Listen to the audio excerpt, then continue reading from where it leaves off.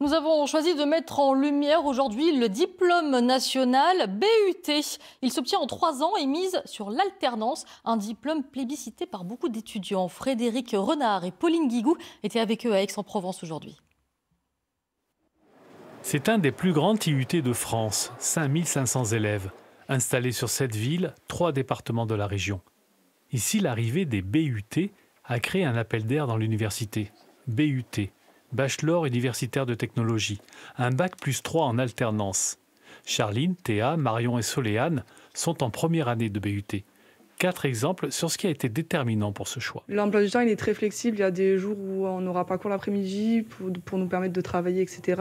Étant donné en plus qu'on est en alternance, ça nous fait vraiment une coupure une semaine. Ça reste quand même la suivi du lycée en fait. Entre la prépa et l'IUT, j'ai préféré l'IUT et je compte faire de l'alternance à partir de la 2e année, justement pour exploiter toutes les possibilités.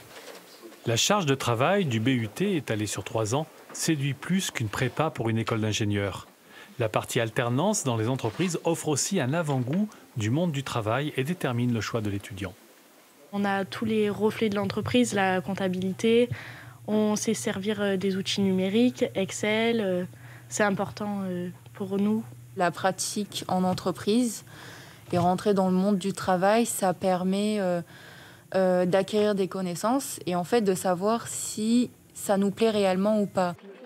Plus de 60% des élèves en BUT ont un bac général. Les autres ont un parcours professionnel ou technologique.